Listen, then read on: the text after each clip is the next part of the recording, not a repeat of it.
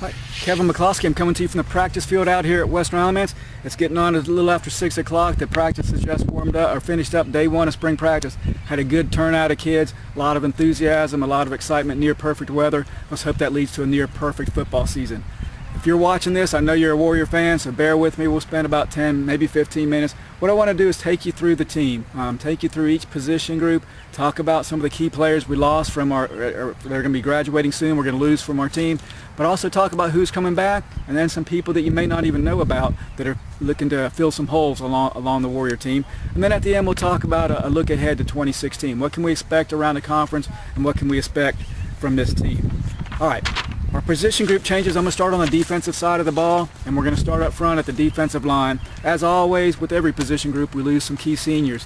Guys like front, we're going to lose up front are Daniel Bratcher, J.J. Webb, Cody Walker. 3 seniors did an outstanding job for us. Daniel and J.J. are going on to play college ball at Guilford College.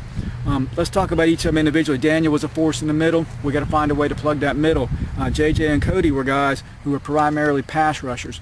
J.J. in particular came to us for 1 year and just became a beast on the edge, racking up close to 16 sacks, I think. So we got to find a way to fill that productivity. And then also Cody's tenacity. Cody was one of those guys that just was relentless. He would never give up. And so we got to find that spirit and that fire to do that. People that are going to return for us that can fill those holes and do them well are Josiah Bellamy and Mark Wheeler. I'm going to start with Mark Wheeler. Mark will be a senior. He played as a sophomore on the offensive side of the ball, went to defense because Mark has a nasty streak about him in a good way. He's one of those guys that you got to have on your team. He does the dirty work. He's going to get in people's faces, and he's going to just make the plays and be the guy that's going to be the physical intimidator on our defense. But Josiah is my key player on the defensive side of the ball. Josiah has worlds of potential. He flashed it last year with I think close to 15 sacks and several postseason accolades. But I need Josiah to go up to another level. He has the ability to just step out of his shell and just become a monster, to be the kind of guy that can take over a game. And that's what Josiah is going to have to do for us to have a championship or a big run in 2016. And also expect to see some of our offensive linemen doing double duty on the defensive side.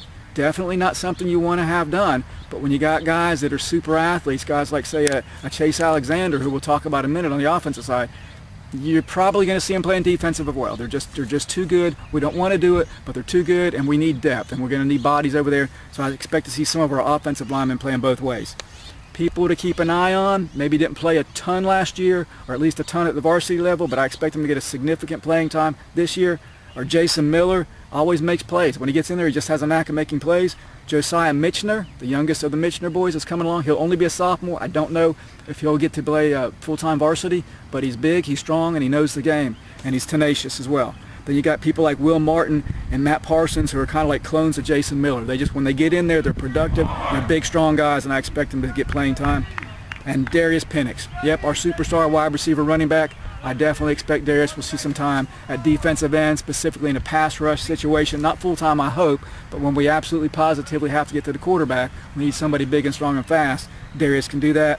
And then I'm giving a call out to a senior, Kavion Roberts.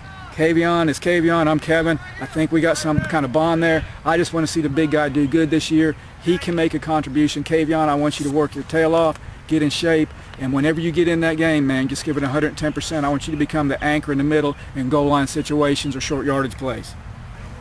Let's transition to the linebacker core.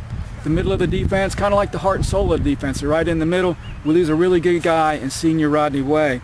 Now, Rodney was injured for a good bit of 2015, which is bad certainly for Rodney and bad for the team, but in a way it's good in that when you look ahead, it gave some of our younger guys time to get playing time and get experience. And we actually have 2 fairly young guys that will definitely get the nod at playing time at linebacker, and they'll be rising juniors. These guys, in my opinion, will be the next great linebacking duo at Western Alamance. It's always good when you got guys that can feed off of each other and know what each other's going to do. And you look at, like, say, a Blake Etheridge and the Eli Gordon from a couple years ago. They were a double-headed monster, and I think that's what Keontae and Caden are set up to do. People to keep an eye on that could get playing time there, and other, just when Keontae and Caden are not off the field, are Daquan Lee, Braden Oakley. I'm just speculating here. Braden's a good athlete, a big kid. Got to find a place to put him on the field. Perhaps it's at linebacker. And then Austin Sheldon, the same thing, a good athlete, a big kid. His linebacker, spot, or defensive line, I don't know, but he's going to be on the field. Now, the defensive backfield is where we have our hugest question mark and biggest holes to fill. We'll lose 4 people back there, 4 starters, both corners, both safeties. Emmanuel Miles, A.J. Love, Casey Okoronkwo, and Austin Joyce. Emmanuel's going on to play college basketball. KC and A.J. Love college football, and Austin Joyce is joining the Marine Corps. So, a great group of kids that are going on to bigger and better things. How are we going to fill that void? Well, I'll tell you one way we're going to fill it is with rising junior Perry Greason. I gave him the nickname of Hound Dog because Perry has a hound dog nose for the ball. He came up with multiple picks last year, returned at least 1 for a touchdown. And Perry is the kind of guy, he's short. You look at him, the other team looks at him, they probably kind of overlook him because he's small. He's short, but he's strong, he's muscular, and he's kind of like Emmanuel Miles in that he's tenacious. He's going to come up and put a hit on you, and I'm telling you, any other team listening to this, don't underestimate him. So he's going to be the one that we know that's coming back, but he's got to have some help. Who can help him out? Some people I think that can do it are Seth Cook, Shamon Williamson, Najon Howard, DJ Kirkland, and Chandon Warren. Talk about 2 of the guys in particular. Najon is a very good athlete, played a lot of different positions for JV. And then DJ Kirkland, a big kid, well over 6 feet, 6'2", good leaping ability. We're going to need somebody big in that backfield to combat the big receivers from the other teams. Going to jump to special teams now, and special teams really is going to be centered around one guy. It's definitely a more than one person job, but one guy is going to be manning the bulk of the load, and that's rising senior Jacob Christopher. Jacob last year handled all 3 kicking duties, being kickoffs, place kicking, and punting. Absolutely will do the same thing for Western Alamance. Very highly recruited player, very well regarded, did a great job everywhere. Jacob, the only thing he's got to work on is just consistency and just getting to where, when we get inside the 25-yard line, which is essentially a 42-yard field goal, from that position in, we got to get it to the point where the coaches have complete confidence that no matter what happens, if we can't get a first down, that Jacob's capable of coming in and kicking and get that field goal and getting us 3 points. But special teams is not just one person. We're losing our holder on place kicks, and that's Mende Carlton. So we've got to find somebody with good hands, dependable, that can catch that snap, get it on the block for Jacob to kick it. And then the long snapper position, I apologize, I don't know the situation there, but we got to have at least those 3 guys coming along and working together as a team. But by and large, it's going to rest a lot on Jacob Christopher, and I think we're in very good hands there. Now I'm going to jump to the offensive side. That's what offense sells tickets, and definitely we have some offensive weapons this year. We're going to start with the running back position, and we do have a big loss in Casey Okoronkwo. Casey was just a fantastic runner, change of pace kind of back, and was able to catch the ball out of the backfield. But the situation certainly is not bleak. Perhaps one of our most well-stocked areas when you've got guys like Darius Penix, Josiah Bellamy, and Keontae Analyst coming back. Let's talk about them in reverse order. Let's talk about Keontae. Keontae is a big, wide, lower body person, not real tall. Incredible leg strength, 500-plus pound squats. Get him the ball in a goal line situation, he's going to pound it into the end zone.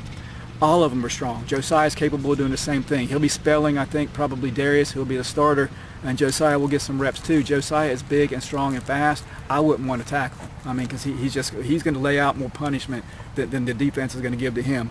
But the key guy is Darius Penix. Darius, where do you play him? I mean, he runs for 1,000 yards. He catches over 1,000 yards receiving yards. So he's a running back / wide receiver, and will play defense too. But he's a big kid, 6'2", 210, 220 pounds, big lower body, kind of like Keontae, but he's got the height. He's strong as a bull. He can catch the ball. He can do pretty much anything. Coaches from ECU out here today. He's got probably 8 to 10 scholarship offers already, and they're just going to continue to grow. So we're going to talk about Darius some more later on, but he's definitely going to be the core of our running back trio back there. People to keep an eye on, perhaps doing a change of pace kind of thing. Nathan Clapp, Jacob Clapp, and Nick Modlin, who I saw play last year, and all 3 are capable backs. Jump to wide receiver. I already talked about one guy we lost as a special teams player, but he's also a loss at wide receiver. That's Mende Carlton, reliable guy. Mende was one of those guys, and we got to have him every year. Not necessarily the most physically gifted player, but was the best team player you could ever want to have. And so we got to find somebody to step up with Mende's leadership and also his teammate camaraderie kind of thing. He just made everybody around him better. But as far as returnees, that guy again, Darius Penix, and also Trayvon Williams. As far as Darius, again, a big receiving threat. Basically, he's like, you just throw him the ball. Just throw the ball up. We got to find some way to get the ball to him. He's 6'2", he can jump, he's got great hands, he's going to catch the ball, he's going to score, but he's also going to be the target of the defense. So one other guy that's a returnee that's going to be extremely valuable is Jake Chrisman. Now Jake's kind of a wild card here because we don't know if Jake's going to be playing quarterback or wide receiver or where. He's an incredible athlete. Where will he best suit the team, best help the team, remains to be seen. But he will, at some point in time, play receiver. He was outstanding in 2015, earning postseason accolades for all conference, all region, whatever, all those things. People to keep an eye on, mentioned them before, Najon Howard, DJ Kirkland, Nathan Clapp, Seth Cook, and who else? Who's going to be stepping? Kind of the unheralded position, and that is of the tight end or fullback, or in the Western Alamance offense, we call him the H-back. 2 years ago, I had the same question mark. We lost a key senior in Hunter Lent. I was wondering who's going to come in and step up and fill that void, and it was filled primarily by Austin Mansfield. And Austin more or less came out of nowhere, had an outstanding senior season for us. Also playing that position was Daniel Ratcher. But both of those guys have moved on, so now I've got that same question. Who's going to be the guy that steps up at the tight end or H-back spot? I personally think it's going to be Caden Rasco. Caden's going to be playing linebacker. Caden's also, I think, going to be playing the H-back. Caden is good at catching the ball. We saw that last year. He's also an extremely good blocker, which is one of the primary responsibilities of the H-back, leading the way for people like Darius Penix. So I'm looking at Caden Rasco to really carry the bulk of the load there. People to keep an eye on, I mentioned him earlier, Braden Oakley. We just got to find a spot for him. I don't know where it is. I know the coaches will find a spot for Braden, but I think he might be a good fit for the H-back spot. And then somebody else not to sleep on, probably will spend the bulk of the time at the JV squad, but Lauren Carlton. Yep, you got that right, a female playing varsity football. Lauren is a very strong person, very tenacious. She will not give up and she will not back down. And I expect she'll see some time on varsity this year, at least a little bit. And I think H-back might be a spot for her. She played it on JV, showed a good ability to catch the ball, scored a couple of touchdowns, catching the ball out of the backfield, and also will lay a lick on you and a block. All right. It all starts up front, the big guys. I want to give them some props now because during the regular season, they just don't get the accolades because they just do their job and all the other guys get all the glory. But we know it all starts up front. If you don't have a good offensive line, Penix doesn't rush for 1,000 yards. So those things don't happen. So we did have some losses. Jamie Schaffner and Quentin Hall are moving on. Both were outstanding seniors for us and had great years. But we do have a very good group coming back. Thankfully, last year, we actually had 2 sophomores playing along with 2 juniors getting starting most of the season. So those guys now are going to matriculate up, and we'll have 2 seniors and 2 juniors, and they're going to be I think a very good core of an offensive lineman. The seniors are going to be the key. Chase Alexander and Coy Goss. Coy was our center, and I'm sure will continue to play center, calls the offensive line signals, and just is like that coach of the offensive line on the center of the line. And then Chase Alexander will play one of the tackle spots, left or right, remains to be seen, depending upon how the quarterback situation shakes out, because I expect Chase will be blocking for the blind side of the quarterback. We have quarterbacks who are right-handed and left-handed, so we don't know where the blind side is going to be just yet. But Chase will be probably a highly sought-after and highly recruited offensive lineman coming out of his senior year. And then you got Noah Turner and Caleb Woody, again, playing the whole season last year as just sophomores. I expect them to continue to grow physically, mentally, and from a football perspective, just become better and better offensive linemen. So I feel really good about our offensive line. Some people to keep an eye on. These are guys that you kind of could plug and play along the offensive line or the defensive line. Are Matt Parsons, Will Martin, and Alex Frisch. Alex is kind of a wild card for me. He's got great size, 6'2", 280. And so, once he learns the position and gets some more playing time, if his heart is in there, I think Alex could become a bona fide player for us. All right, now to quarterback. This is where things get interesting. Maybe you guys know this, maybe you don't. But let's start off with Trey McCollum, who has moved on. Trey's graduating. We're moving on to go to prep school. And the next man up, as everybody thought, was Jake Chrisman. Jake played quarterback as a freshman on JV, did outstanding. Also played last year some on varsity when Trey was out late in game situations and did very well. And it was always sort of expected, at least by me, that Jake would matriculate on up to play quarterback. However, we have the mysterious X factor, Player X. Player X is a young man by the name of Christian Daniels. I hope to get to talk to Christian tonight. They've already left the practice field. But Christian is transferred into Western Alamance from Northern Nash. Christian will be a junior next year. So as a sophomore at Northern Nash, he started and played the entire season at varsity. I watched his highlights on Huddle. He was impressive there. The team itself, had some issues, but his family moved to this area. He enrolled in Western Alamance back, I believe, in December or January. So he's been here a while. He knows the players. I'm hearing really good things about how he's fitting in. From that perspective, so from a teamwork and a camaraderie point of view, I think everything's going to be great. As far as his physical abilities, He's a big kid. Typically historically over the last few years, when you start talking about people like, say, a Donald Britt or a Nigel Carlton or even Trey McCullum, guys that are fairly small in stature, as far as at least by height. Now here comes Christian Daniels, who's 6'2", 193 pounds as a high school sophomore, runs a 4.7 40, a 31-inch vertical jump, bench presses 250, 345-pound squat. So this is not what we're accustomed to.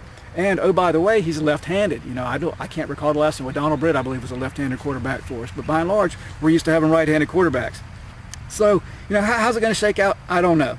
If Christian Daniels wins the quarterback job, then that works fine too. That works fine for us because Jake will be playing wide receiver. Jake, as a sophomore, won all conference, all region. I don't know. He won multiple awards. He's an outstanding wide receiver prospect. He was singled out by Torrey Holt during the 7-on-7s last summer. So we know he can play wide receiver. And who knows? Maybe that is the position that he's best suited for. I don't know. The coaches will figure that out. But let's flip it around. What if Jake wins quarterback? Then what are we going to do with Christian? Again, I gave you some of his measurables. A big kid, 6'2", 193, a 4.7 40. We got to find a way to get him on the field. The good thing is from what I'm hearing, both of them are very open to the competition. It's friendly competition, and whoever wins the quarterback job, the other one just wants to help the team. So that's a great situation for us to be in. All right. All that being said, what does that mean as far as 2016 goes? And this is just one man's opinion, so you might disagree with me. That's fine. Let's talk about it. I love to talk football. But 2015 had the potential to be a ring season. I think 2016 does as well. But I want to caution people. I want to say let's don't talk about that. Let's focus on getting through the regular season. Let's focus on getting to the first round of the playoff game and win that first round game, and then we'll move to the second round and then to the third round. Let's don't even talk about the ring right now. Let's just talk about playing Warrior football and winning games and let things take care of themselves. But now, as far as the offense goes, we already talked about him in 2 words.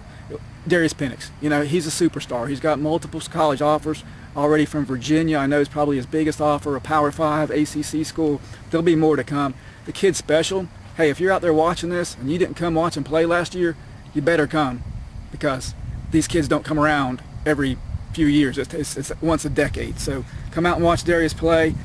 What we've got to be careful of with Darius, though, is I know he's going to want the ball on every play, and I know he deserves the ball on every play, and I know he will do great getting the ball on every play. However, we can overuse him, and we don't. It's a long season. We hope to make a deep playoff run. We don't want to get him hurt. So it's a fine line between riding that horse, but don't abuse the horse. And I use horse in a positive term, because Darius is strong as a horse. I actually call him a bull. So let's make use of Darius while he's here, but let's don't abuse him. Let the kid save his body. Then we got the quarterback situation. We've already talked about it. Who's going to step up and play the quarterback, and will the other person hopefully be able to become a special player at another position besides quarterback? Defense, my go-to guy is Josiah Bellamy. I already challenged him. He's a man-child waiting to blossom. He had a good year last year. I need him to have a fantastic year this year and just blow people away. Just come off the charts, where he becomes, like I said, a force, somebody that's intimidating, that makes the offensive players just cower in fear when they see him. And then the other absolute must is our young defensive backs must grow up quickly. We know Greason's a given, but who are the other 3 going to be? They're going to step up and fill these holes. Great shape at special teams with Jacob Christopher, at least as far as kicking. I'm sure we'll find a holder and a long snapper. The conference itself. Okay, where do we stack up? Always, it seems to be Western Alamance, Eastern Alamance, Northern Guilford in no particular order. Unfortunately, that order has had Western Alamance at the bottom of the pecking order. Until last year. We took a step last year beating Northern Guilford, which was a good thing. But each of the teams, let's talk about them in order. Eastern Alamance, my opinion, I do expect them to drop off just a little bit. How can they lose a player as good as John Lamont and not drop off? I've also heard they've got some injury situations. I don't want to speculate on those, but that could be a hit. So I expect them to fall off a little bit, but I also know this. I know they've got a ton of good players over there. They've got great program. JV players will be coming up to fill holes. So there might be a slight drop off, but they're going to be just as good. And the road to the championship is going to go through Eastern Alamance, but that road is actually going to be played at Western Alamance this year. So that's something to look forward to. Northern Guilford, I do expect a drop. I mean, I'm not going to be bashful by this one. There's no way they can't drop, I don't think. With losing they've been blessed with players like Keenan Allen, who's in the NFL doing great things for the San Diego Chargers, TJ Logan at Carolina, CJ Freeman last year is going on to play at the University of South Carolina. These are Division I and NFL type players they've had, and I just don't see that coming up. Maybe there's somebody I've overlooked, maybe somebody will come in, I don't know. but I feel that they're going to have to take a fairly significant drop. Coach Roscoe has retired. They got a new coach coming in. I'm sure he's excellent, but things are going to change. We'll see. I may be wrong, but I'm thinking that I think Northern's going to step back at least one notch. Moorhead was our nemesis last year. They beat us. They beat us fair and square. They are very tough, and they're a very proud team, and they deserve that win. But there was a perfect storm for them. Things came together for them. They had a huge senior class, 20-plus kids, seniors that all came together. They meshed. Everything just went perfectly for them. All those guys are gone. I just feel that they have to take a step backwards, but I'm not underestimating them because I know those people up in Eden have a lot of heart. Then talking about heart, Williams. Williams has been down, and we've beaten them for 12, 13 straight years. But I know they have a tremendous freshman player that I saw in JVs last year, and I just don't want to take them lightly because I don't want to be the team that stops the winning streak for us. So don't take Williams lightly. As far as the rest of the conference goes, your guess is as good as mine. I expect there'll be one team that kind of comes up out of the ashes, maybe at Northeast Guilford. Maybe Eastern Guilford always scares me because they always have talent, but they never put it together. Maybe they'll put it together. I don't know. But it's going to be fun. It's going to be exciting. There's going to be plenty of fireworks on both sides of the ball. So we'll be back in the fall, and hopefully we'll get some interviews with some guys some way, somehow, and we'll be seeing you in a few months. Take care.